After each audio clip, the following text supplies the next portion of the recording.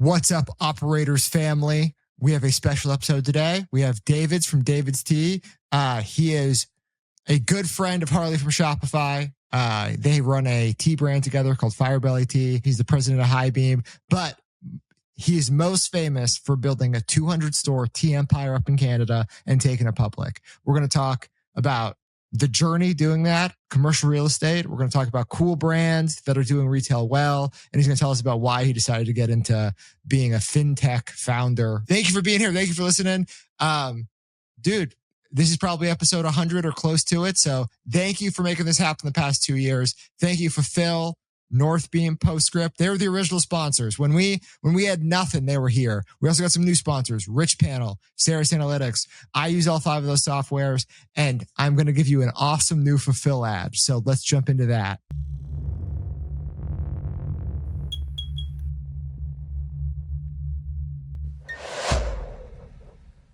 New fulfill ad alert, everybody. We have a LinkedIn post they wanted me to read and review. So I'm going to be reading this post and giving my commentary. It's a new dimension of ads. This is like 3D ad building. So shout out for Phil coming up with this concept. Jeremy says, configuring NetSuite to Shopify was a bottom 3 project for my career.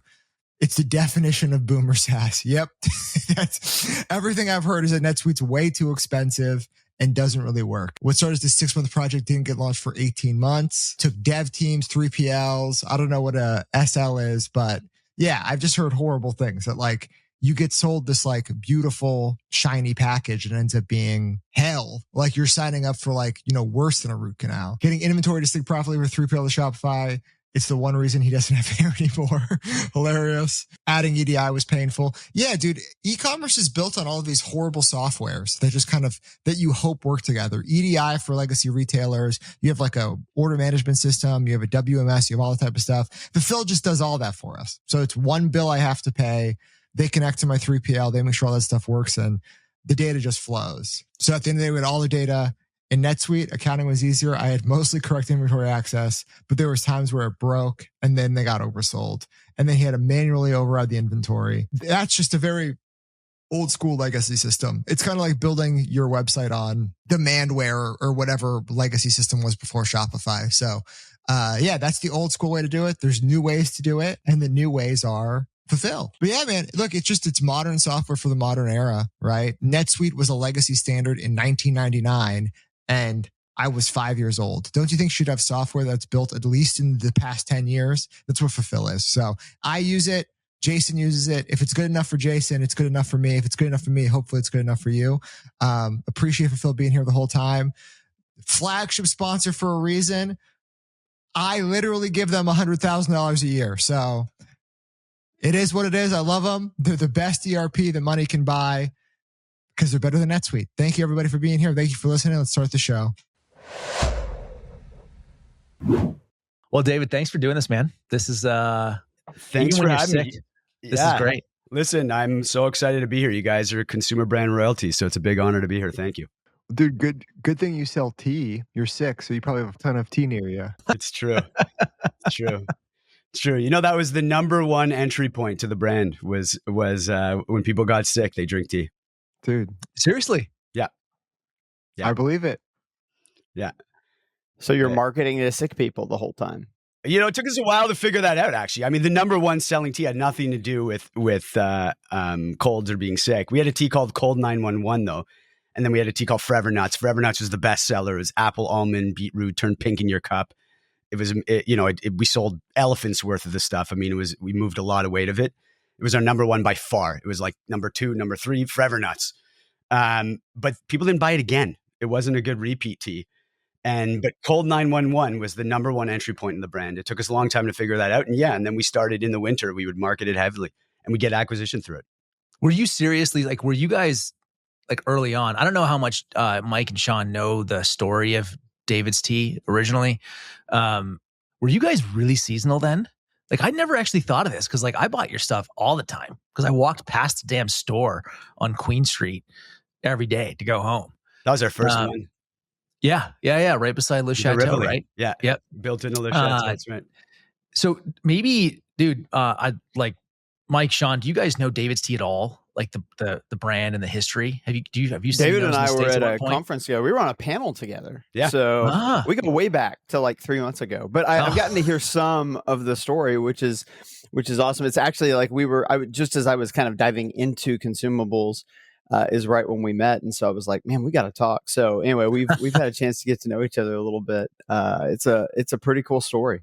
Yeah, and I had lunch with David, a couple weeks ago. But the podcast isn't about me and Mike; it's about all these listeners. So we're definitely going to be telling the David's Tea story. So, Cool. David, who are you? What do you do, man? Why are you here?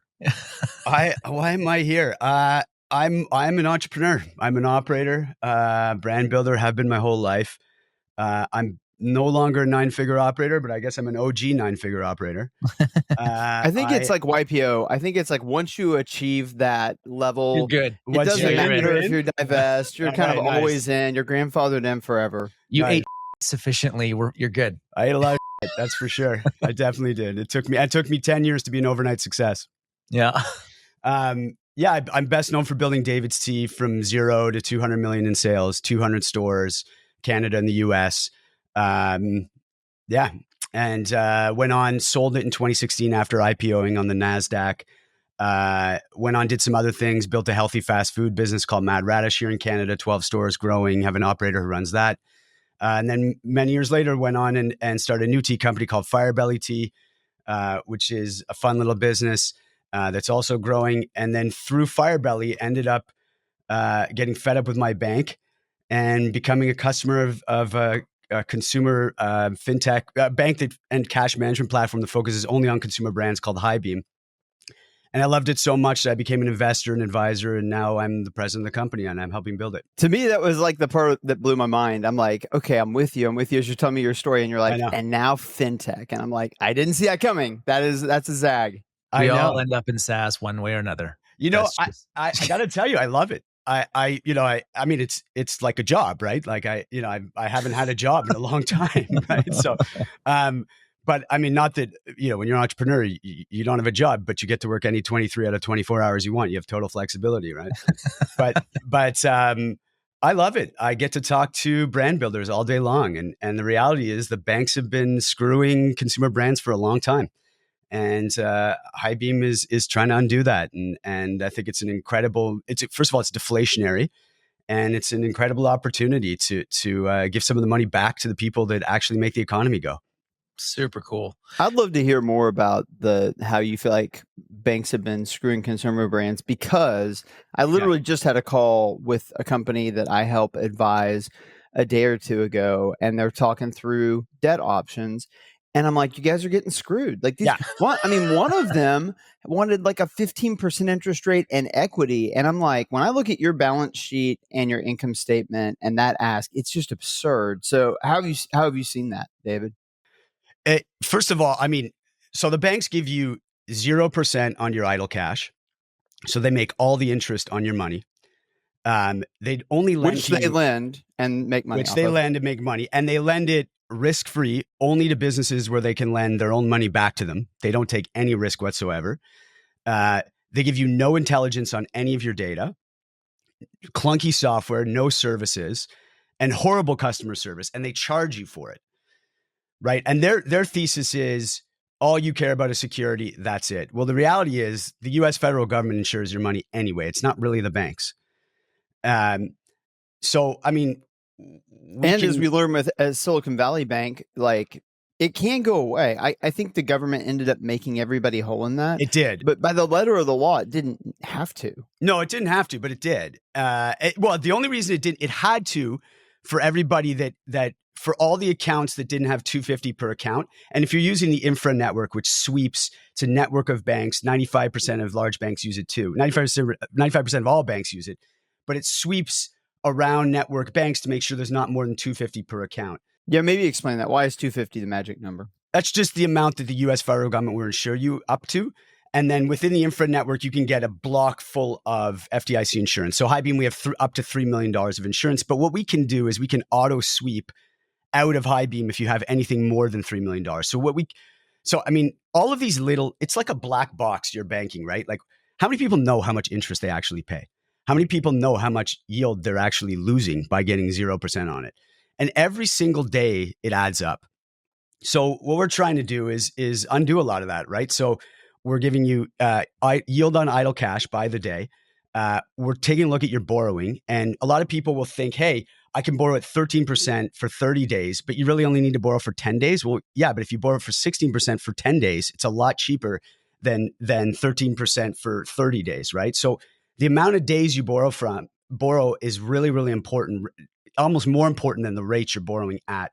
So when you start to look at all these factors, then we can start to automate a lot of things too as well, right? So we can automate that 13-week cash flow statement, which really helps you understand the timing of when you should pay bills to optimize the amount of yield you're going to make on your idle cash and minimize the amount of interest you're going to pay on borrowing. So everybody has this janky spreadsheet where they pull in all these inflows and pull in all these outflows. And James in accounting spends 2 hours a week keeping it live, and it comes out and it hits you as the entrepreneur. And you're like, this isn't right. And you go back and forth a few times, and every week you have the same conversation. We can get that accurate, and we can get it running every week automatically. Is this something that only works for, like, if you're really big? Like if you're, because like yield on money, if like you're super small, like does that even matter? Super small, like a $10 million a year brand. Yeah, like, it matters. $10 million a year brand can make upwards of $30,000 free money. Sean loves free money. I do. But I think, guys, yeah, I think we could probably do 4 hours about why the banking system sucks. I think we should. I just want to start a bank right now. That's all I learned from that. But like, I think all of the pain points David's trying to solve with Highbeam come from his entrepreneur experience, right? Yeah. So like, I would love to hear, I think one, uniquely Canada has some of the worst banks on earth, right? And I would love to hear that experience while you're expanding from 0 stores to 200 in like 6 years or whatever, right? Yeah. So like, why that journey? Selling teas in, Canadian markets, B-tier cities, then to launching this FinTech product. What caused that journey to happen? I mean, it always bothered me that my finance team was bigger than my buying team. I mean, think about that for a sec. Let that sink in. There's all this manual, because you're always pulling. The other thing that bothered me was, as an entrepreneur, I needed I'm sure you guys have this all the time.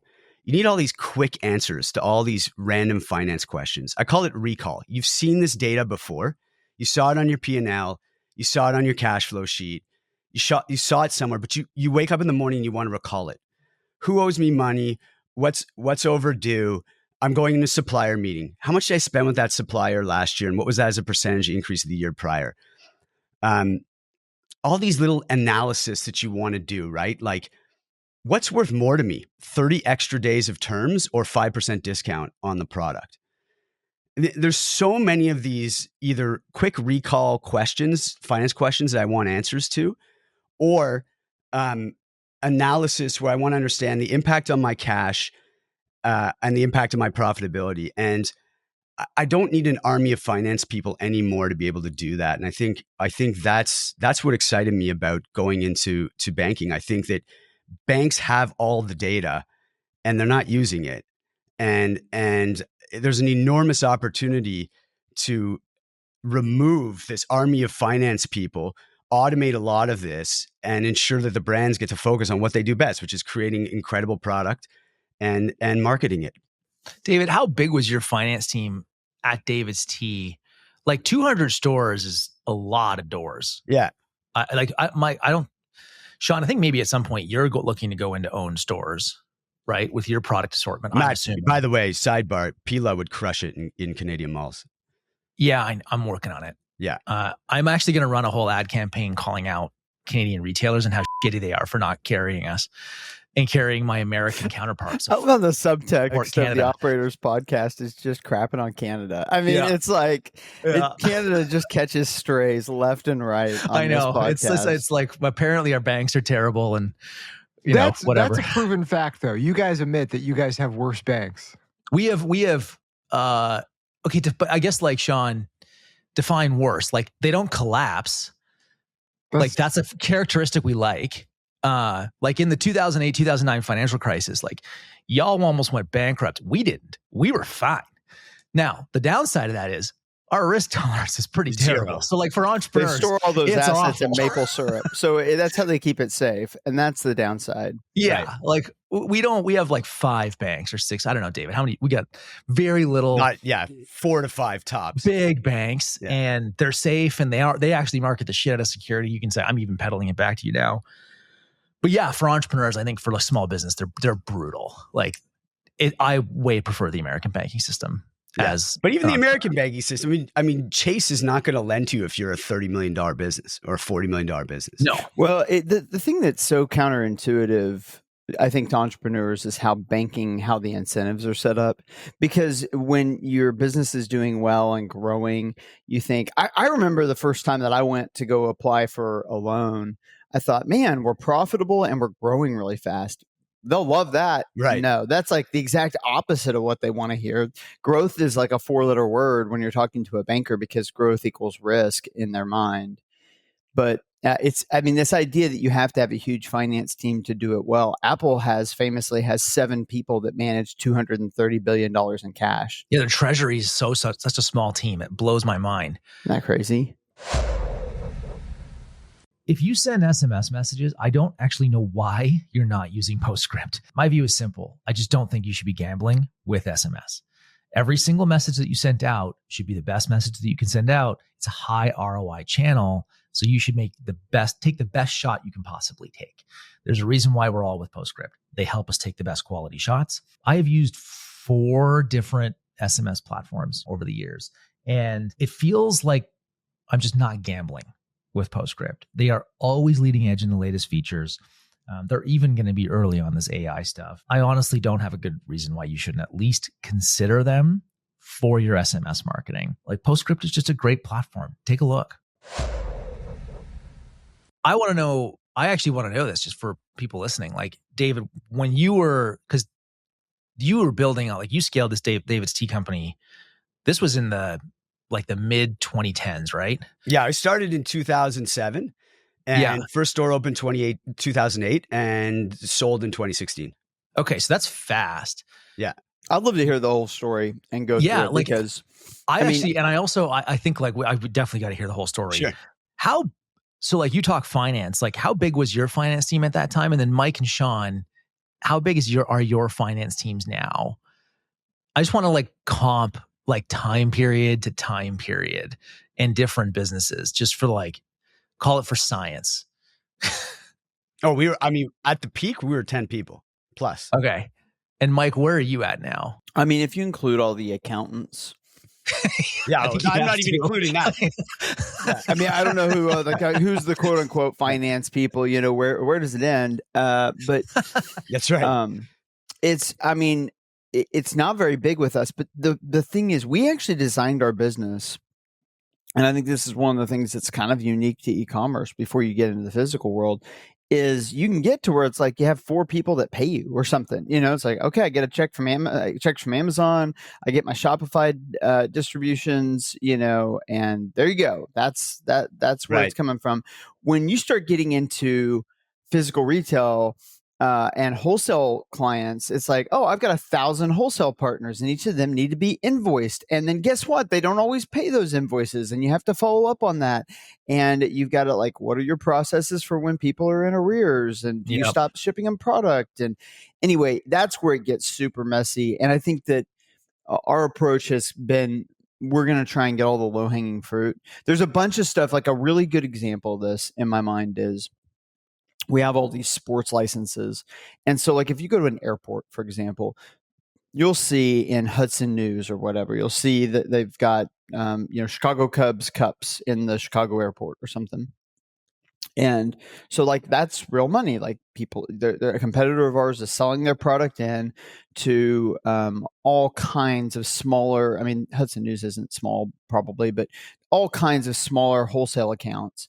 But the administrative burden of that is really high, and it really drives down basically the return on those sales. Yeah, because between all of the chargebacks and the dealing with bills not being paid and the administration that you have to add to watch over those accounts, it starts to be like, man, the juice really isn't worth the squeeze. And we've generally just said, we're just not going to do it. We're going to work with the very biggest retailers, the Walmarts, the Amazons, the Targets, where, hey, the numbers are so big that you could have two people that all they did is our Amazon account, and it would probably make sense because the account's so big. So I think it's a decision that every business has to make. But one of the things that I've really learned is just I can tend to, as an entrepreneur, I can tend to chase revenue without thinking about what is all the administrative burden that comes with maintaining this revenue. And Totally. the further I go, the more allergic I get to doing that. No, that's the problem with breadth and anything. Sean, what about you? How big is your current finance function?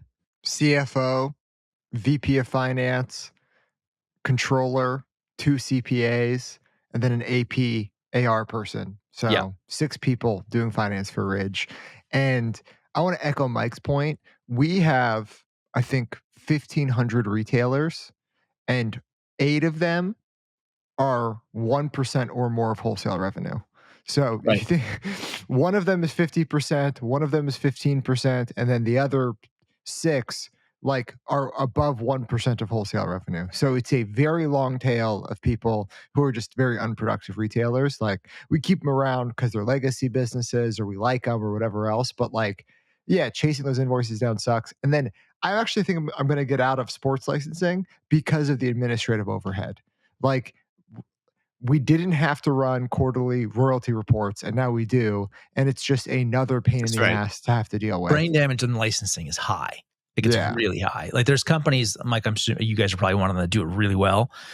A lot of people just are not designed to do any kind of licensing. Forget sports, just licensing in general. I feel like the people that brands that license that are in their licensing teams, they're like lawyers. Like, they do work to justify their existence. Licensing, they don't have to. It doesn't have to be that hard. Licensing does suck. It's like there's money to be made, and I love that we have it now that we have it. But if you had told me what it would take to get it, and crazy stuff happens, like you're supposed to get approval for everything you sell, but sometimes they'll kind of give you approval and you'll order it, but you don't have full approval yet. And we had a situation where Disney told us, yeah, you have kind of preliminary approval. We bought all this stuff. Nobody checked to make sure that they had finalized the approval. We started selling it. They came back and said, you have final approval on August 1st. We started selling it on June 1st. And like, well, guess what, guys? That's a penalty. And it was like 150,000. I mean, anyway, let's just say like there's a lot on this administrative piece.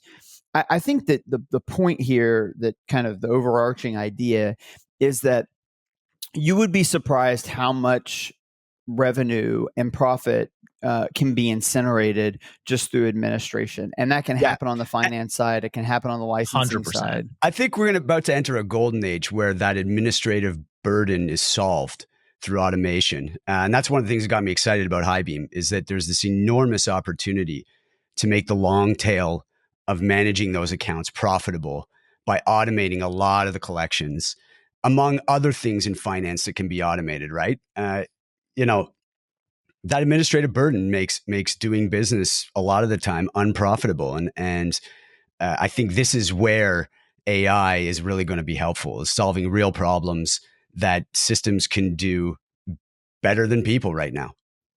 Well, and to add even a layer to this conversation, for me, I had early on, I did not want the team to be bigger than a certain number of people, even if you could make it a case for it economically, because the complexity in my life went up. So a product like what you're talking about, David, and I agree. I think this is what's coming. I think the AI stuff, it's going to unlock all kinds of opportunities.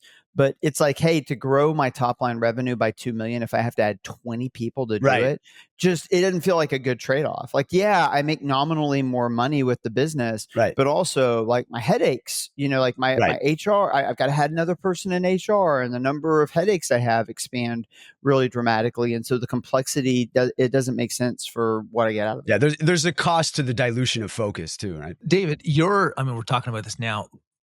I mean, you were retail first and very aggressive. So the brain damage in that kind of org, like in D2C today, it's people talk funny, about this stores, always like, comes don't up. do that. Yeah, You know? I actually find what you guys do far more brain damage. I mean, between Meta and Amazon and TikTok and all these other channels, I find it much more complicated than stores were. But you got to go back to that time. It feels like Meta can change one thing, or TikTok can change one thing, and the whole playbook gets rewritten. Yeah, the algorithm is opaque. I've said this about Amazon. Like, let's take Amazon's ranking algorithm. Let's say that you're some kind of, amazing autistic individual that breaks the algorithm. You actually figure out all the inputs and exactly how it works. And then you're like, I'm going to structure my entire business around optimizing for the algorithm. Right. They can just change it tomorrow. Like, there's a team of people that are constantly, tweaking with this thing. And so even if you knew what really works, now, I don't know. I think it's different on Meta. I think good marketing, good advertising kind of transcends.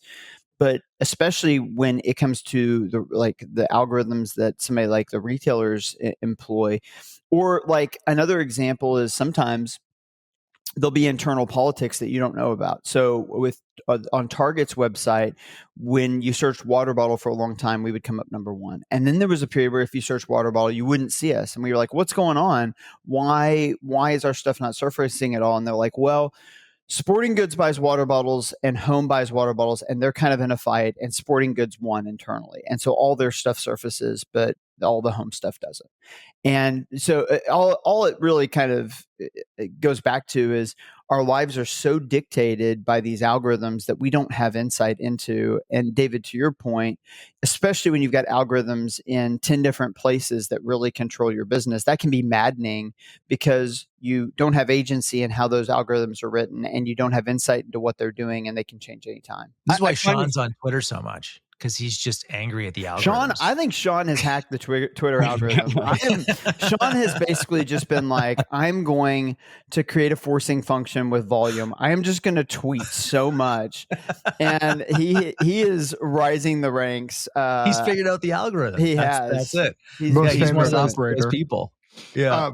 But Mike, I just want to echo what you're saying. And it's you brought up like, oh, there's, it could be something out of your control, an internal fight. It also doesn't have to be nefarious. Like the Meta algorithm, the ad algorithm has over 200 full-time engineers who no one really understands it, right? They're all just like observing it and making small tweaks. And they could make a tweak to like try to protect child safety. And then all of a sudden, wallets cannot be shown in ads. Like, who the fuck knows what's going to happen, right? It is like the butterfly effect inside of the digital ecosystem. We are building on land we do not control, we do not understand, that can be taken away at any single point. And I understand the beauty, the simpleness of a business that is physical retail. Like, you got a lease, people are walking around, they're going to come buy your shit. Like, that's right. And if there's road work, you get a notice. You know it's coming. You can at least deconstruct what's going on. Totally. Okay, we're heavy in this SKU. People aren't buying it. Oh, it's where we're placing it. But I think you're right, Sean. I just want to underline, even at Meta, even at Amazon, these people no longer fully understand what the computers are doing. Like, there's a book called The Singularity is Near. If you're kind of into technology, interested in it, it has aged exceptionally well. There's a newer one called The Singularity is Even Nearer. But one of the kind of hallmarks of what this guy describes as singularity is when the machines are making machines and we can no longer understand what they're coming up with. I think we're already there in some areas. Clearly, I've been told that like Google engineers, they don't know exactly how it works. They know that they give it kind of a goal seek for, we want you to maximize for revenue, basically.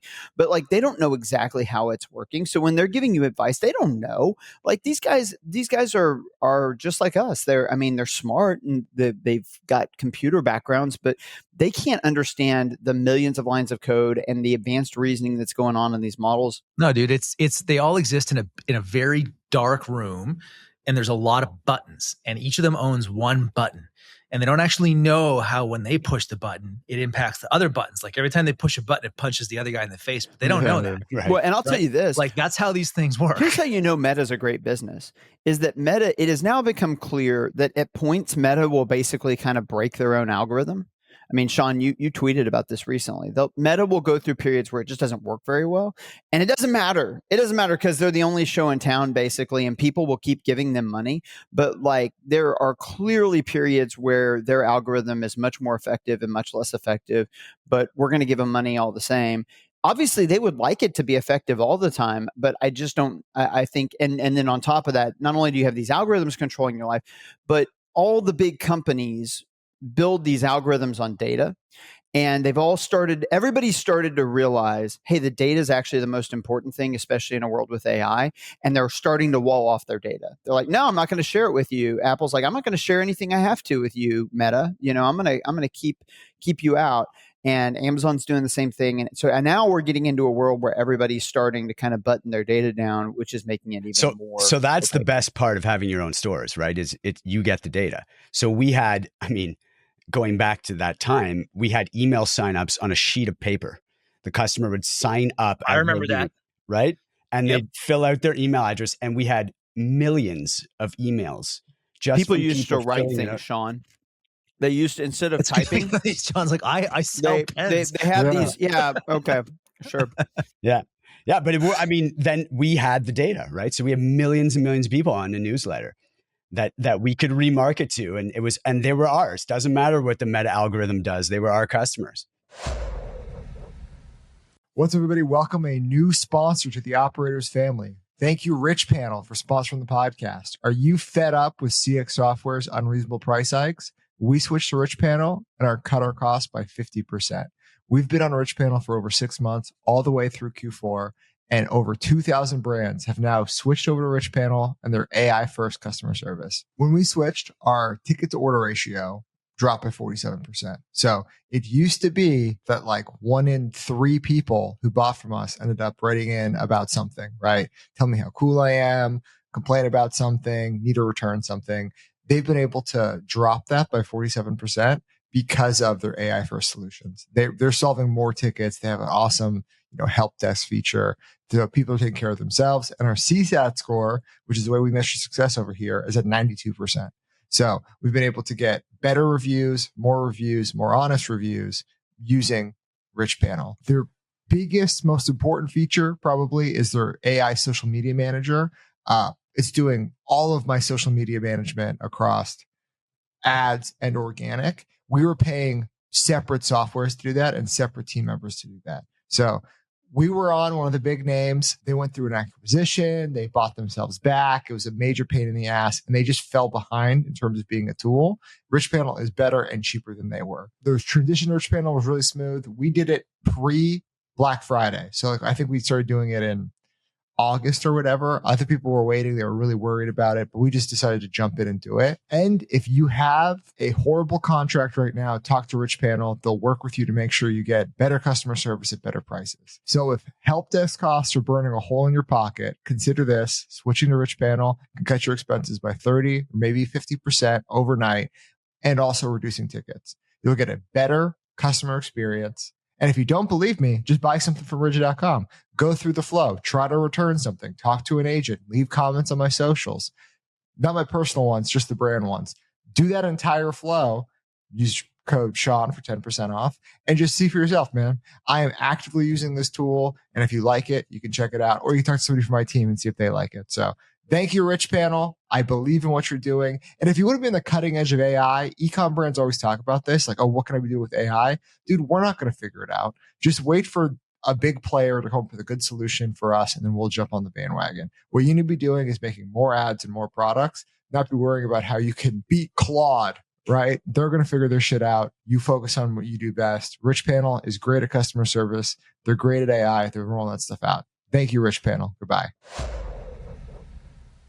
So, okay, so before everybody goes out and starts opening stores, what are the reasons not to open your own stores? Well, I mean, it's a big cash outlay. If you get it wrong, you lose a lot of money. They're hard. It depends on what business you're in. I mean, I have a food business, and the way I describe running a food business relative to a tea business is in tea, the 19-year-old kid behind the cash can really only screw up the service, right? But in food, they can screw up the service, the product, and your margin in one fell swoop. So very, very different business. But take Pile, for example. That's a great retail business, right? Like you put that in malls, I think it would do fantastically well. You can operate out of small spaces. You don't need to spend a fortune on fixtures. You don't need a ton of staff to run it. The staff doesn't need to be that, they need to be good, but not great. I think the definition of a good retail concept is one that still does well with B-level execution, because without a doubt, if you have enough stores, you're going to have B-level execution. Yeah. The thing, going back to sports licensing, going back to physical retail, these are less leveraged businesses. The reason why all of us are in e-commerce is that like today I'm going to do 2,500 orders and I don't have to touch the fucking boxes. Right. And like I have a team of, maybe like 60 full-time employees now, right? Like I have less headcount year over year and I'm going to do more revenue, right? And it's because of things like I could just get good at ads. I get as much distribution as possible. And then people build the software and the orders just flow through and I just sit here making money, right? Sports licensing, you have to deal with other people who don't care about you being efficient. You have to deal with other people who just want their fucking cut of the money. And retail is a solved business in that same way, because if you're not in that space, there'll be a fucking David's Bridal in that space. If there's not a David's Tea, and if it's not them, there'll be a fast casual restaurant or a Starbucks or some other fucking shit. So like they don't really care about you as a retailer. You don't bring anything to the equation that they can't negotiate away. So that's like the reason I always get worried into it. It's like it's a solved business. The lease is going to be what the lease is. The labor is going to be what the labor is, and you have to just fucking grin and take it. So, talk me into it. These are all the reasons not to do it. You nailed one of them, Sean. Like when you have a lease, that's like debt. Like if I decide to shut down my Shopify store tomorrow, like that's fine, right? I'm paying month to month. Harley's not calling you saying like, right. He's not. Where's the next 5 years of my exactly payments? Right. I mean, but it's a very different deal where it would be like if your SaaS contracts were 5-year contracts or 10-year contracts, and you were locked in for a really long period of time. Mike, the lease is debt or it's an asset. It's either a liability or an asset, depending on how the store is doing, right? Well, and depending on how you negotiated it, because you can often, if you were smart, that lease is an asset that then you can sublease and still make money. Where you really get in trouble, though, is when you have space at a rate that's no longer competitive and it's space that you don't want. And then that thing's like a millstone around your neck. And this is, by the way, this is why Bed Bath & Beyond, this is why all these, this is part of how these retailers go bankrupt. Right? It's an asset till it's not, and then it's a huge liability. But Sean, talk you into it. I mean, they make money. We were laying out, we were laying out $250,000 to open stores that did well over $1 million and generated $300,000 a year. And on top of that, we had a $50 million e-com business and we never bought an ad, right? Because we're getting all the repeat purchasing and we have the entire email list. So the remarketing is incredible. So, I mean, our e-com business had 60% contribution margins with no ad spend. So, I mean, it was an incredible business at that time. Now, in fairness, a lot of this is pre-Instagram, right? So it was a different world. But how did you know retail? Like what, did you go in, is this ignorance or I thought it was ignorance, but it actually wasn't. I knew retail because I sold running shoes as a kid for 5 years. And I realized going into it, once I opened, that actually is where you learn retail, by being at the moment where the customer exchanges, the moment of the transaction where the customer decides, I'm going to give you money in exchange for a good, right? And I think you understand why people buy. And I did that for long enough where I really developed an appreciation for what customer service really is and what a great product looks like and how to make someone feel great about their purchase. And so when we opened the first David's Tea, that knowledge really served me well. And we created this incredible sensory experience, right? And we had a whole sales process where you came in and we gave you the tea of the day. And then we had this big colorful wall of tea. And we'd say, do you drink your tea loose or in tea bags? and you'd say, I drink it in tea bags. You're like, oh, come, let me show you how easy loose leaf tea is. And you start smelling all these teas. And the next thing you know, you're walking out of there with $60 a tea. And I think one of the key secrets was too, we attracted all these theater kids, right? These type A's who they either were going to go work at the Gap, where you walk into the Gap or the clothing store and you say, hey, welcome to the Gap, right? These people they really want to engage and they're people, right? And what's the first thing you say when you buy clothing? You're like, just looking, because everybody knows how to buy clothing. I don't need help buying clothing. But you walk into a tea store and it's so new and different, where the customer is receptive to having that conversation with the salesperson, and that energizes the salesperson. And that really created this wonderful alchemy within the store, where the salesperson got jazzed up and the customer loved it, and just created a wonderful vibe in the store. And then the customer left and recreated the store experience for their family, friends, and colleagues, right? Because they're all excited. They just bought all this tea. So they go back and you come over, or you're in the office, you're like, hey, let me make you a tea. And then next thing you know, they're having their friend or their colleague or whomever, family member, smelling tea like they would in a store. So it created this viral effect also. And yeah, it was a great, positive loop that way. Yeah. And, talking about what makes retail work and not work, right? So Mike's like, hey, Bed Bath & Beyond went bankrupt. Party City went bankrupt. Like all of these like big, ugly retailers, right? They just have way too much fucking square footage. And then you look at like the modern or like, the alternative blueprint, David's Tea, very small store, Sensory First. Buck Mason has like 30 or 40 stores. I'm close with that team, fucking crushing it. Like they have figured out the store blueprint. And there's something to that, right? It's just like, Buckle's another one. Buckle's an amazing retailer. They have 1,000 stores, like amazing sales team in there, but they're always in, non-major markets, small footprints, and they just have a customer base and they serve the hell out of them. Shields, like awesome fucking stores. So there is a great way to do retail, but it's learning that leverage. It isn't fucking just being there, because just being there, you're going to lose money like any other rube in a casino. Yeah, and that's the biggest mistake people make, right? Is they take their play to Broadway right away. They go on, they want to be on Fifth Avenue. They want to. You're right, Sean. I mean, it's the markets that aren't necessarily sexy that often are the most profitable. How do you figure out which markets to go into? And then I guess, David, how did you figure out how to negotiate leases so they weren't liabilities? Like what was the learning curve for this? Like I got Pila, I'm like, I want to go open stores right now. Like, I don't know how to open a store. I mean, I probably have to go hire somebody who does know how to open stores, but like, where do we even start with picking markets? Like, teach me or like teach Sean, Sean, where would you go? David, where would you go in terms of markets right now? So I talked to David. David has all the experience, but I talked to David a year ago, 2 years ago, and I was like, hey, dude, I'm going to buy some retail space and open stores. And he's like, that's the dumbest thing I've ever heard in my entire life. He's like, you're in the wallet selling business. You want to be in the fucking commercial real estate landlord business? He's like, don't buy a store. The Broadway thing is such a good analogy, because what ends up working, it is weird locations in places you've never been in ugly spaces, right? Like, I was at a Yeti store last night. I'm in LA. There's an amazing mall in Century City. It is the #1 mall probably in America. Square foot, like it's so fucking expensive.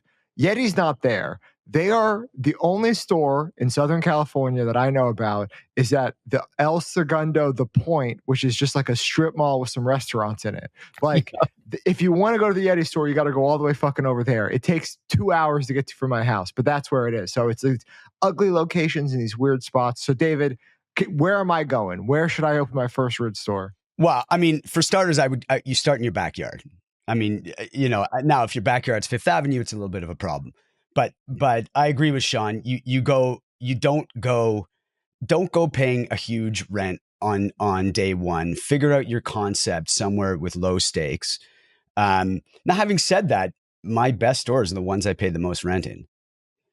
See, I've heard that too, that like ultimately these locations, these AAA locations do pay for themselves.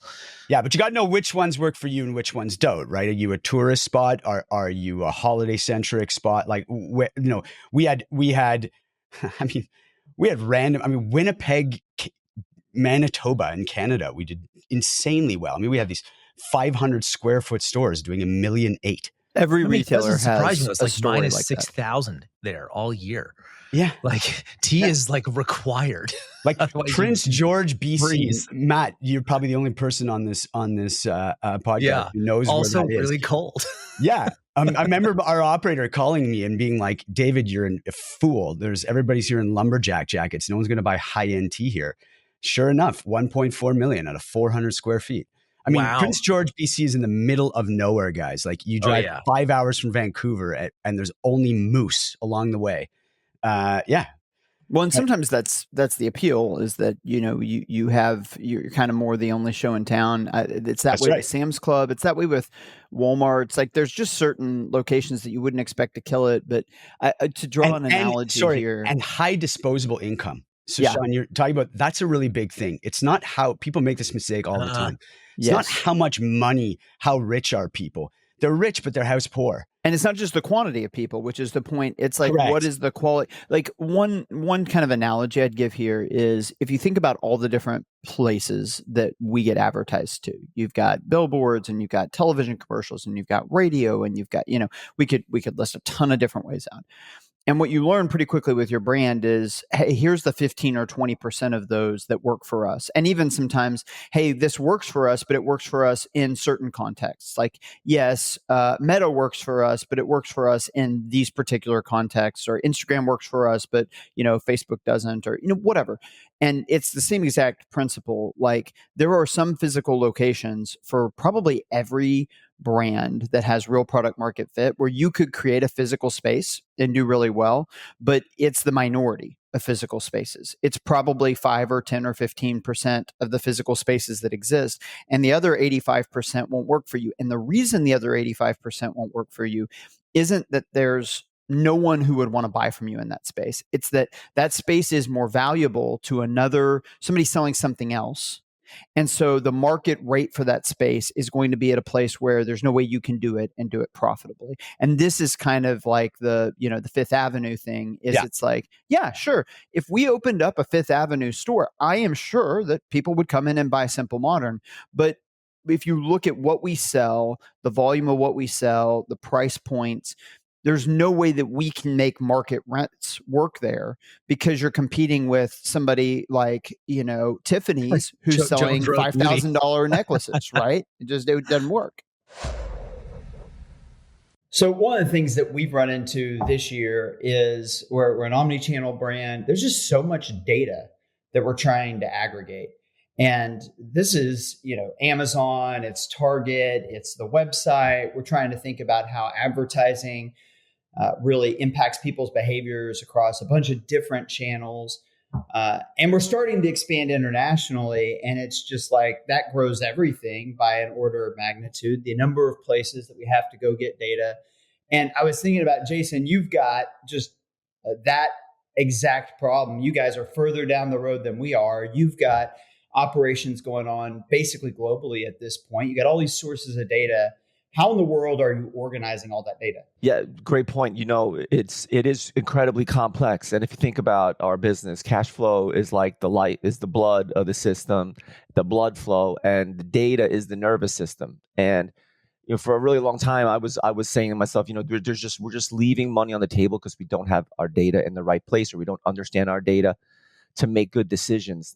I'm 100% about making data-oriented decisions. So the key for us, we partnered with Saras Analytics to build out our data warehouse, and we continue to knock off new projects within it. And starting from just understanding where all our sales are coming from, going into one spot and having a dashboard for that, and then loading in all of our marketing metrics to look at the time series of that over time. And then eventually we can actually help, it'll really aid our forecasting. So having all that data and partnering with a great business like Saras has been a big win for us, for sure.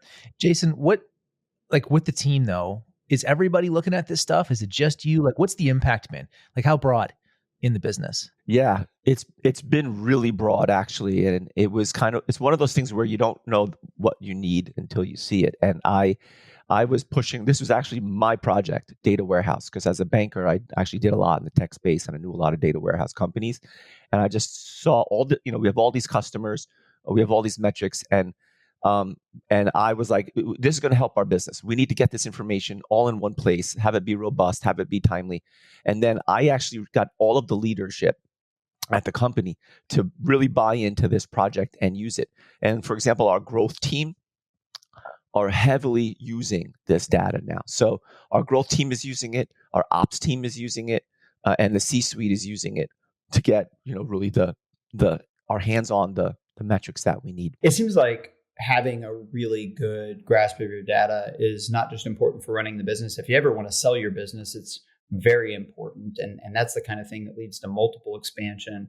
But one of the things that we've seen, Jason, as we start to build, I would say, our data infrastructure, it can get pretty expensive pretty quickly, especially if you're piecing together several different software solutions. Yeah. Well, look, I think, first of all, this is an investment that, once you're, say, 10 million in revenue, you really need to think seriously, because a lot of times when people look at investment in technology, they're thinking about what it's going to cost, but they don't think about the return on that investment and like, just the incrementality that comes from it, the incremental sales that come from it. I think they outweigh the cost here. And I think centralizing on one system and having one team do it, I think is really, at the end of the day, going to be more efficient. And like this is something that I wouldn't want to build on my own. I would go to an expert and one firm and have them do it. And that's we looked around a lot, and we thought that the only one that had the understanding of our space at a detailed level and really understanding e-com, that was Saras, and that's why we went with them. It's interesting the way that we vet softwares at our company. I rely really heavily on the recommendations of people like the three of you. I know that we lean on other entrepreneurs. Saras is something that, for example, Ben from True Classic is using it. And those recommendations carry a lot of weight for me when a Jason Panzer says, hey, we're using this and we're using this at scale. And I think all of us have found that to be a really helpful way of filtering through the noise and the countless options is who are other true operators using and using successfully in the market. So I have a good story on this. So in a prior life, I worked at a retailer called Theory, and they're like a I would say like a mid-market, slightly high-end retailer. My job was to make sure the stores were profitable. So I worked at a store in Brentwood, California, which is like up next to Bel Air, like next to Beverly Hills, like one of like the top neighborhoods. Like the store, the rent was $50,000 a month, and no joke, 5 people a day would come in. Like you would be lucky to see 5 customers. Okay. It's the Brentwood Country Mart, beautiful area. But the people who came in were Steven Spielberg, Michael Keaton. Like every day you saw Marie Shriver, she'd be like, hey, you have to close the store down for 5 hours. I'm going to come in with my friends and buy shit. So that store was able to be profitable, seeing 5 people a day at $50,000 a month in rent, right?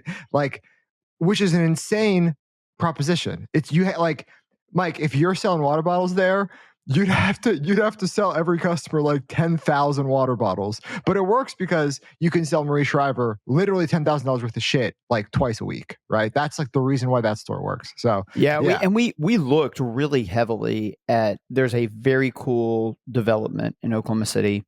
We almost pulled the trigger on a physical space. What really made us back off of it, and it would have been tons of street cred, it would have been awesome. I mean, we know Yeti looked at the same spot, so it was like, we're not out in left field here. But what made us back off is exactly what you said, Sean. We sell $30 to $40 water bottles, and we just started kind of doing the math, and it's like, man, we gotta sell to like 500 to 700 people a day for this to be really a good return. And you're just like, that's a lot. That's a lot of people. Yeah, you're not going to do that. You're not going to do that. And so like, this is another place. I mean, this is why I like the marketing analogy, is that some of the same kind of principles hold up. It's like, what are your margins? What is the actual nominal contribution profit per sale? Because in our case, we have a product that's perfect for the discounters and for mass retail, where it's like, yeah, you might make $5, $6 a sale, but you can make tons and tons of sales. But that does not necessarily work for what we're talking about with physical retail. Yeah, you got to protect insane traffic. You got to protect the downside. I mean, a great retail concept, the economics are so good that even when you make a mistake, you can absorb it because it's, a mistake is break even.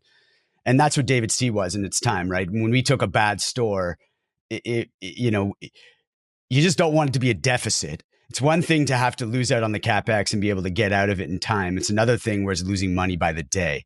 It's the leases that terrify me. I actually think you are right. Like our product, our margin profile, and our supply chain actually probably could make retail work. I've always been terrified of the lease.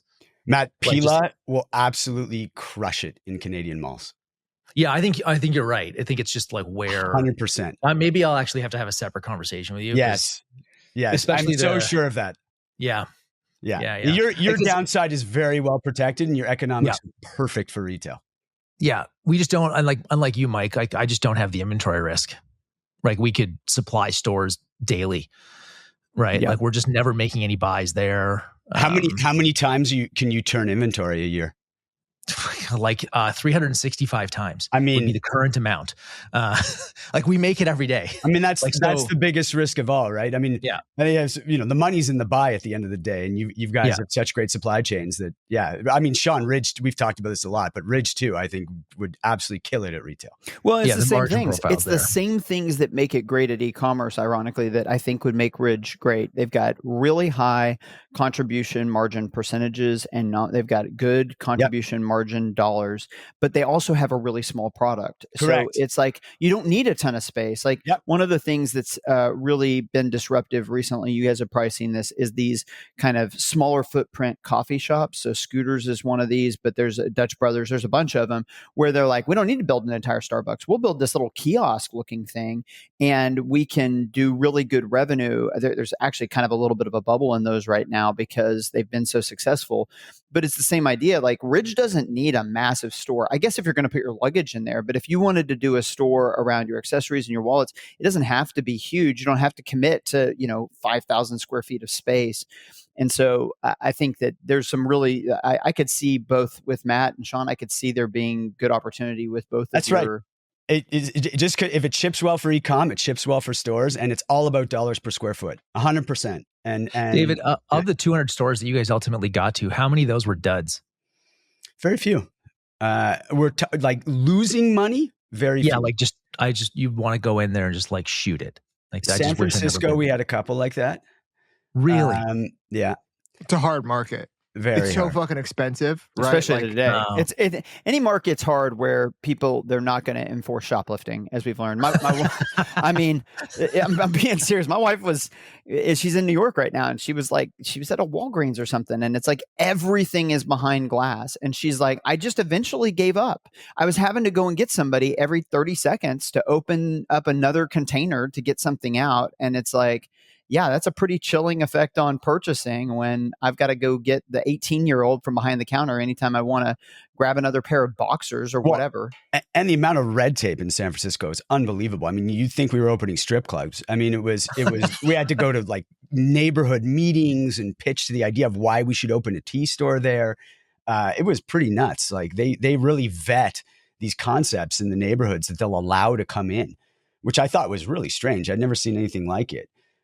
Chicago has something similar too with the alderman. If you want to open in Chicago, you got to go meet the alderman, right? Like there are a few of these markets that really have a lot of red tape and are difficult to open in. Some of them are worth bribes. it, a lot of them aren't. Yeah, meet the alderman. Sounds like you're bribing. No, I mean, it's real. Like in Russia, because I spent some time in Russia when I was in ministry, and it's like that's just how it works. It's like you go and do business over there. I became friends with some people that went to kind of their equivalent of Harvard. MGU in Moscow, and they were just like, oh yeah, you set this much aside for the bribes and to grease the wheels and stuff, and just that's how it works. Mike, I never knew about this Russia story. Just like where else have you been, Mike? This is like Jason and his 4,000 careers. Guys, it was actually one of the cool things about my 20s is even though I'm doing nonprofit ministry work, I mean, my wife and I went all over the world doing this stuff and really enjoyed it. Wouldn't trade it for anything. So what's going on with Russia, dude? Like you could do that. Yeah, I mean, should you open a store in Russia? I think the level of courage to get into Russian physical retail exceeds my courage, is what I would say. Yeah, Sean, no it's kidding. This perfect for you. conversation really took a turn here. Yeah, seriously. Yeah, no, I'll tell you guys a funny Russia story. I have no idea if this will make the podcast, but this is so. I'm over there, my wife and I, and then we're sharing an apartment with another couple that we work with.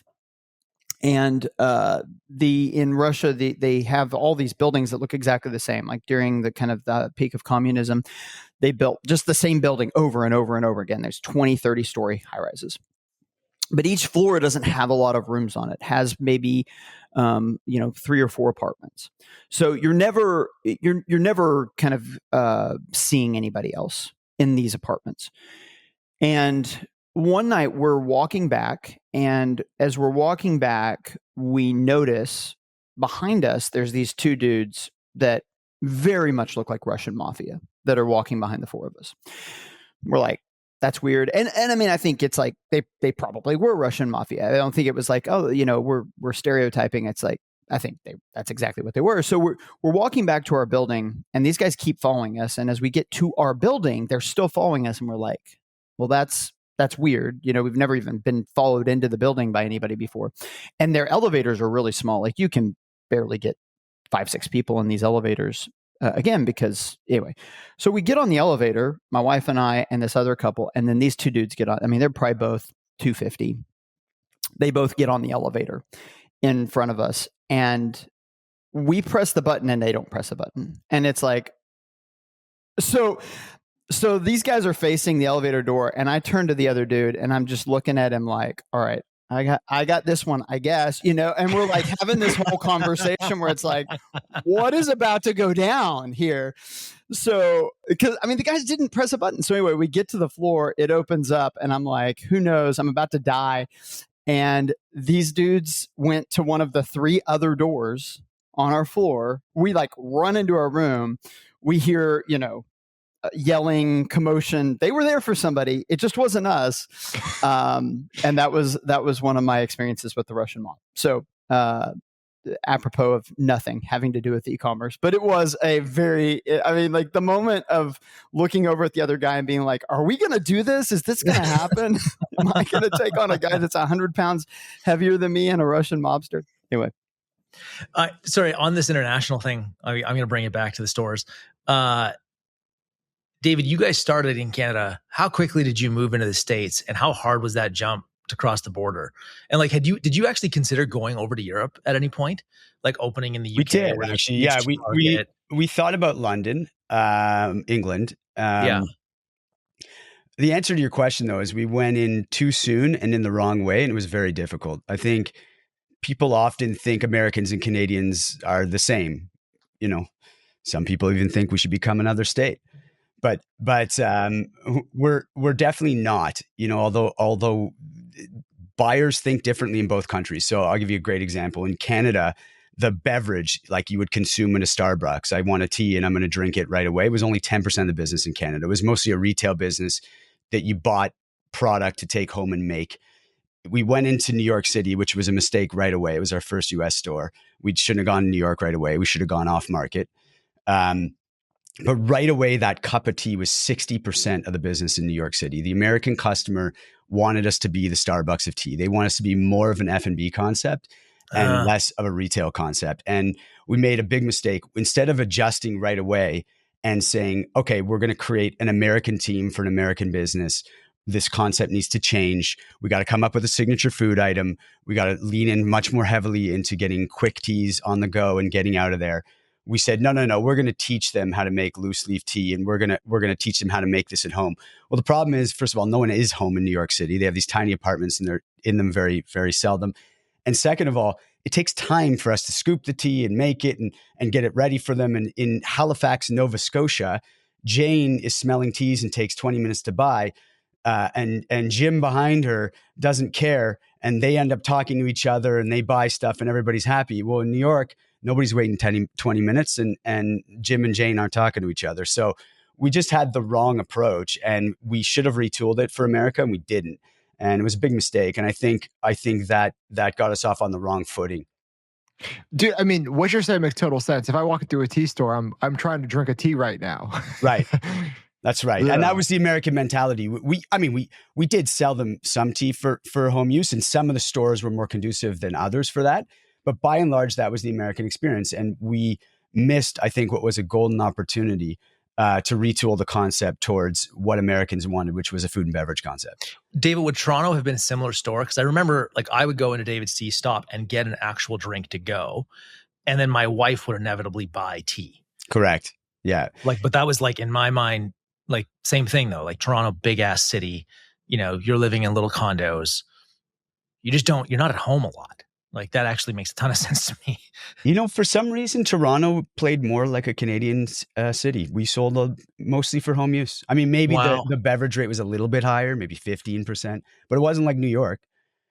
Yeah, it wasn't like Chicago even. Yeah, it's like walking to a smoothie store and they're like, so I'm going to give you all this fruit and then I'm going to give you this blender. You're going to go home and make it. I'd be like, no, dude, give me a smoothie. I'm here. I want a smoothie. So it's like fast casual. I mean, fast casual is so much bigger in the US than in Canada, even on a per capita rate. I mean, Canadians don't eat out nearly as much as Americans do. Yeah. I mean, we see it with our like a Costco Roadshow with Lomi.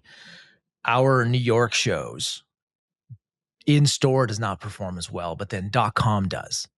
And it's simply because like person's taking a subway home. They're not carrying a box, right? Like they go in, they see it. They're like, great, Costco.com just got the sale.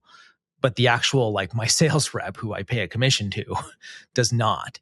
The New York stores are like, they get the traffic. They just don't get the walk away with the stuff.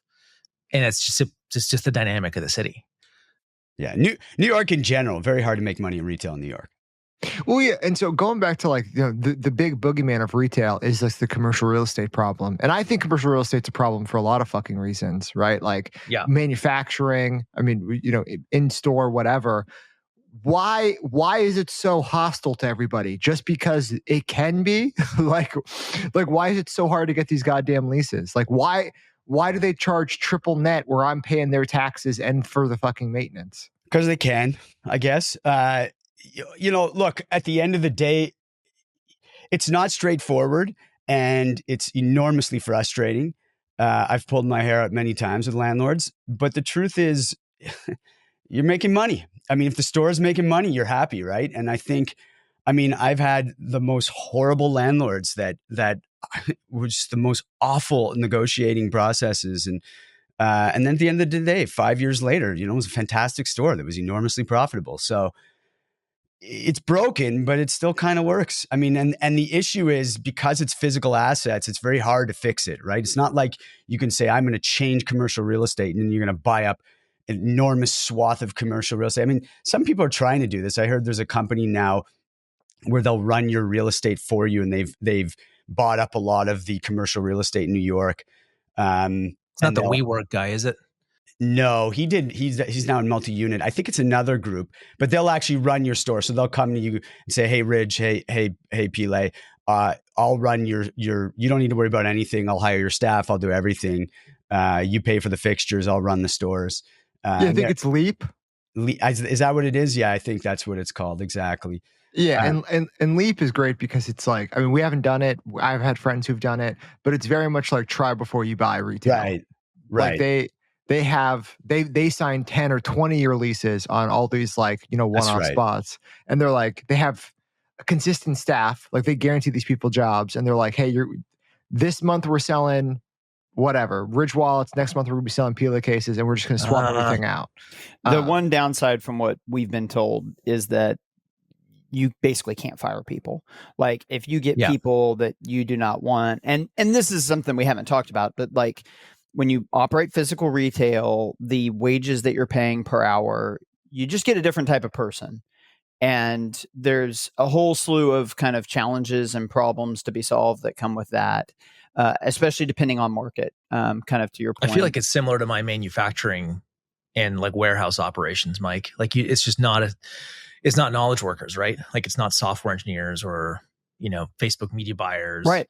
And, like, it's hourly. To stack on top of that, the people coming in aren't necessarily knowledge workers either. So like Starbucks has had to close a bunch of stores in different markets, not because they can't make money there, but because like people will come in and use the bathrooms to shoot up or different things. And they're just basically like, we cannot in this environment, like the employees are unsafe, the police are being called, whatever. So like it works both ways. Like you're just getting out there more into kind of like the general population. And especially if you've been in e-com, you're a little bit isolated. You are kind of in a little bit of an ivory tower where you're around generally other knowledge workers, and you're not like it's kind of like the county fair idea that I talk to people all the time. I tell them I'm from Oklahoma, and Oklahoma's great. I'm just going to preface Oklahoma's great. I'm a huge fan of Oklahoma, but I'll tell people I'm from Oklahoma, and the looks that I'll get are kind of like, that's surprising, because the perception of Oklahoma. And I'm like, what are you talking about? Oklahoma's awesome. The best people most of the best people I've ever met are in Oklahoma. But then I go to the fair, and when you're at the fair, you realize the perception I have of Oklahoma is all the people that I spend time around. But that's not necessarily the general population. And that's the reason why other people have maybe a different perception of Oklahoma than I do, because of this kind of selection bias. And it's the exact same thing when you get into physical retail, is that you really just start to see more of the general population, and you deal with all the problems and the challenges that come with that. Dude, yeah. And look, people everywhere are exactly the same. If you like, there's global surveys where they're like, what country has the worst drivers? Everybody says their own country. Okay. It's like across the whole world, people are totally the same, but it is like 50% of people are just like sort of dumb. And like, I was living in Texas. I love Texas. Great people, great place. But like, I was at like a Walmart or whatever. And, there was like a bunch of fireworks in front of me, and a guy walks up and he goes, "Hey, are those fireworks?" And I'm like, "Yeah." And he's like, and he picks them up. He's like, "These?" And I'm like, "Yeah." And he's like, "Thank you." And he goes and buys them. And I'm like, "Dude, I don't work here. We have the same level of information." Yeah. Like, it says fireworks. Yeah. You're definitely turning over the face of your brand to a lower common denominator. But having said that, I mean, great retail staff are unbelievable. Yeah. Like they're unbelievable. I mean, we've all had these experiences where you come across a salesperson, you're blown away, and they can do wonders for your brand. Okay, let's take a quick break and let's talk Northbeam and why I think all of us on the show use Northbeam, and most of our network uses Northbeam. There's a reason we like it. And the reason is this: when you start to scale up your brand, you're inevitably going to start to diversify channels. And click-based channels, they're all going to tell you that they're doing great. We like Northbeam. So Pila, Lomi, like Sean likes it. Everybody likes Northbeam because it gives us a single source of truth. We can actually see each channel and how they're contributing to the overall channel mix. This is the whole multi-touch attribution thing. In my view, I think Northbeam is the best in class at this. That's why we're there. It's why we stay there. I just trust their data. And since ad platforms have kind of gone to this like less than 30-day max attribution window, I like seeing things over longer periods of time, because customers don't make all their purchasing decisions on the day that they see your ad. They might come back 3 months from now and purchase. So I think every single brand that's spending across multiple channels at scale should at least give Northbeam a consideration. And if you want to learn more about it, they've got a cool newsletter. Just go sign up for their newsletter. They'll teach you all about this stuff over time, and then you can make your decision that way. Anyway, check Northbeam out. David, are there retailers right now that you look at that are like just world-class on the staffing front? Like they just nail it, the entire experience? I don't know how much time you spend in malls these days, but like, I avoid them as much as I can. My wife always used to joke with me. She's like, for a retailer, you really don't like malls. But who do I think is doing it really well these days? I mean, Lululemon did it really well for years. Yeah. Their staffing well. is insane. I don't know what they do. Yeah. Very, very strong. Aritzia is the best retailer. That's literally took the words out of my mouth. Aritzia is incredible. Two other, Vancouver Canadian companies there, Sean. Dude, I'm not a Canadian hater. I would love for you guys to be a state. David, David, what's the worst retailers? I'm gonna take the inverse of Matt's question. Who do you think is gonna go bankrupt soon? Oh, Best Buy. Hey, dude, shut up. They owe me $1.5 million right now. I just don't know what their purpose is. I don't know what they do, but you know, all of the big, I mean, Nordstrom's, Macy's, I mean, these guys are all in big trouble, right? Bloomingdale's, you know, if you have like the department store, if you have a 6th floor department store, you're in big trouble. Yeah. It's just, you have no differentiation. I knew Sears was in trouble. I remember going in, I called it the Sears effect, where I bought, this is many, many years ago, I was buying a TV and I get to the cash and she goes, oh, that's actually $100 cheaper. I'm like, great way to have a sale. You don't advertise it at the moment where I'm making my buying decision, but you tell me after I've already agreed to pay the higher price in my head, right? Like, you know, you're in trouble when. And I think you're seeing a lot of that type of thing at these big, huge department stores, Best Buy, even Target. I think, you know, I don't know how, maybe I don't know it as well in the US, but I know they went under here in Canada. But certainly the Macy's, the Nordstroms, all of these guys, if you have big square footage, very tough to make a buck these days. They're not. It is just very, one thing I would say is the two scariest fish in the ocean are Amazon and Walmart. And they're terrifying. Right. And because we sell to them, we don't think about them as like direct competitors. But Walmart, I was talking to Carson from my team. He's our chief sales officer. And he, you know, he's just like super bullish on Walmart and their prospects. And he was like, do you know how much they spent on R&D last year? And I said, well, I bet it's a number with a B. And I bet it's like more than 10 billion. He said $47 billion.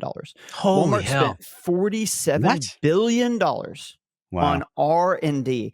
Not just physical goods R&D though. That's got to include like what is that? What are that's everything. Because they're making a data warehouse. That's like the whole. It's got I mean, it's got to be everything. But then we started talking about it, and one of the points I was making is that I think it's the age of being able to disrupt incumbents. I think incumbents and technology and AI is going to make them even harder to disrupt, because what allowed you to disrupt incumbents in the past was that like they kind of got fixed in a way of doing things, and the management team got a little bit older and they got kind of out of touch, and there was room for a new challenger brand. But you've got tremendous advantages when it comes to capital and positioning and all this stuff. And so you have to kind of fumble the ball to get disrupted. And when you're a company like Walmart, for example, and you're like, well, we're going to invest $50 billion a year in the newest technology, because I guarantee you they don't have like a ChatGPT 4 login. They've got some kind of proprietary model where they're trading, you know, they're giving them custom data to be able to, but like, how do you disrupt Walmart? How do you compete with Walmart? No, the low cost, you're either low cost and those guys have really won, or you're really high end. It's the middle that's gotten completely squeezed out. I mean, I totally agree, because in the high end, even for me, because I'm probably like what you would define as the high end, I go into Walmart and I'm like, this place is awesome. I just want to give them as much money as possible. I'm like, what you've done here is great. This whole thing, I love it. Just keep doing it, because it's like, even if I can afford to pay more, the value that I get is so obvious when I walk into a Walmart. And so anyway, I think we talked about this with Made in America, and how even on Amazon, it's like, yeah, it's a bunch of Chinese sellers, but people just want cheap. They want cheap, high quality stuff. So those are terrifying companies, and they're even more terrifying. Is that not an argument for owned stores in great locations, Mike? Like where you have the foot traffic and the experiential Matt, now they're your competitors. Now you're really competing with them for foot traffic. And like right now, you are not in the business of competing against Walmart. But do you want to be? No. You know, it's like that's a pretty tough business to be in. And this is kind of where we've come out as well. And obviously it matters what brand you're doing.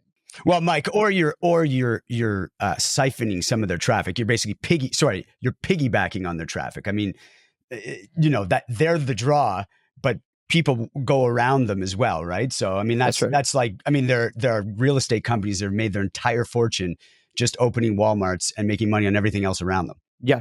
Well, and Apple's a good example where like Apple will sell into them and then they will have their own stores and they make that Right. complementary thing work. Assortment and all that. So other stuff. there's a bunch of different ways to play it, but Right. I do want to just make the point that like when it comes to physical retailing, Walmart is amazing. Like you said, David, here's an interesting fact. Did you know that Walmart and Target and I believe Kmart were all started in the exact same year?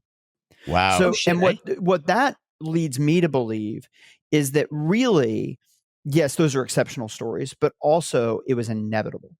There was just something in the water and in the kind of the market dynamics that was going to give rise to the discounters and the mega store. Is Target still as strong as it once was? I mean, they took a big stock hit, but I mean, they're Right. $100 billion company or whatever. Right. They're not going Like, anywhere. Yeah. Yeah, like they do not have the debt profile of a Sears or a Kmart. Mike, going back to like timing is inevitable. Like Steve Jobs and Bill Gates being within 2 years of each other, right? Like having the same fucking interest. It's like, yeah, there was going to be a operating software or PC boom, right? There was going to be this like boom happening in computers. Someone was going to do it. Those are two amazing founders and entrepreneurs, but like it was going to happen, right? Same thing with social media and whatever else. It's like the puck is going in one direction and it was going towards these big box retailers. People don't even remember who Walmart replaced, right? Like Walmart came in and replaced independent family owned general retailers, right? Like fucking they sold food and they sold sports equipment and whatever else. They all went out of business. People, my generation doesn't remember that being a thing, right? And now what's going to displace Walmart? It's like, dude, if Amazon's not going to do it, if e-commerce isn't going to do it, they're going to be around for 100 fucking years. Like nobody's getting into that business. Well, and Kmart had the lead, I think, too. Yeah, they did. Big time. It's super interesting. I mean, we could do an entire episode talking about Walmart and their rise to dominance because one of the arguments is that part of how they became so dominant is because they did start in small towns and they did start in Arkansas and they had to develop the best logistical infrastructure and they won at logistics. And by building the superior logistics infrastructure, that actually set them up to long term to just strangle off these other competitors. But you do wonder, is Walmart kind of the end state? I will tell you this, in hard goods, Walmart, people are successfully competing against Walmart. In fresh, they just destroy everybody. Walmart and Costco. I mean, look at Costco's PE. I don't remember what it is, but it's like 50 or something. It's like basically people are like, the world could end. AI could take over. We could have a nuclear apocalypse and Costco would still sell about the same amount of stuff. Yes, exactly. And so I think that the market clearly thinks that about both Walmart and Costco, that like, hey, the vast majority of food and stuff is going to be funneled through those channels almost no matter what. And it's hard to come up with a worldview that thinks about that differently. What Walmart has to do is turn their dominance in fresh into dominance in these other categories like hard goods, where they're a little bit more susceptible to attack from Amazon or Target or whoever. So I want to go back to like the high-end retailer thing. I was at a Bloomingdale's over the weekend and I'm walking in the women's ready-to-wear fashion, which is like the bread and butter of a Bloomingdale's, right? Like outside of like shoes or makeup or whatever, handbags, like this is where they're supposed to make all their money. Saturday night, totally fucking dead. Yeah. Everything is $900. There's a blouse with rhinestones on it and it's $900. And I'm like, who the fuck is this for? Who is buying this? And if I'm this brand, is this how I want to be represented on a dead mall floor somewhere? Like, that's right. Like with rotting $900. It feels sad. Yeah. I think they started believing their own press clippings along the way. It's about bringing product to market cheaper and faster. And people like getting a deal and they like value. And I think a lot of these brands, the world is changing. It's not about how much you spend anymore. That's not a flex, right? You want really high quality stuff for a fair price. Or you want the story that goes with it. Because like the same day I'm at the RL store, okay? And it's in an old fucking, and RL is like the weird, like kind of cowboy brand owned by Ralph Lauren, extremely high end. I'm in there. It's in a garage. So it is an old mechanic shop that they fucking converted over. The guy working there knows everything about Steve McQueen. He fucking dresses like Steve McQueen. He's telling me like the pieces that are inspired by him. And it's like, you either want that experience or you want, fucking Zara, cheap, good shit, right? Aritzia, cheap, good shit. You don't want this like dead zombie mall with $900 blouses. Nobody's going to fucking buy that shit. David, would you do how come you didn't do Firebelly retail? How come that's only DTC? I just didn't want to do it again. And if I was going to do it again, I would do it on matcha. I think the tea market is completely split, right? You got to remember when David's Tea was around, there were no functional powders. There were barely energy drinks at the time. So the beverage market, tea is kind of overlapped with functional beverage now. Matcha is sort of the part of tea that has emerged as the clear winner. And I think there will be matcha stores going forward. That's how I would do it. I would do a matcha food and beverage concept if I was going to do tea retail. But I just didn't want to do that again. I think I'm having too much fun on the tea side, and we're focused more on the accessories. To be honest, we're actually designing a matcha accessory for powders. Yeah, I actually have it here. Yeah, you can. I talked to Rob in Whistler a couple weeks ago. And yeah, it's cool. It's a super cool product. You got a little whisk here. You flip it over. Super cool product. Yeah, it's like a travel mug where you can make powders, right? Because that whole business doesn't have any accessories, so you just flip it over and you whisk up your powders. David and I figured out that we actually both have worked with like the same manufacturer in China, so like we've got all these kind of shared contacts. But David, so you've been all the way through the cycle. I think one of the things that's the most interesting to me is hearing from people that have built something and even exited and can kind of look back and reflect on the entire arc of the thing, which obviously you can do at this point. And you were kind of speaking to that earlier about like, hey, I just didn't want to do X again. I wanted a new challenge. What do you feel like are some of the big things that you learned through going through the entire David's Tea process and an exit? Any reflections you take from that time? Well, I think entrepreneurship is a personal journey that's disguised as a business pursuit.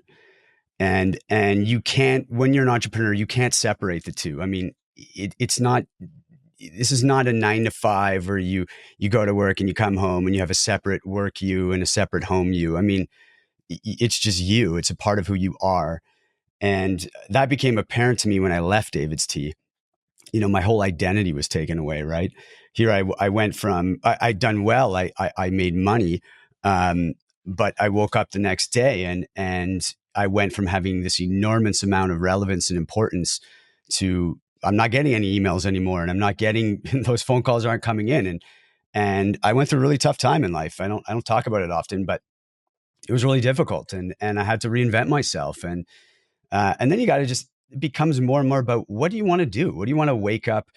I mean, the most powerful thing is where am I going to be most energized and love what I do? I think that's where I'm at my best, where it doesn't feel like work.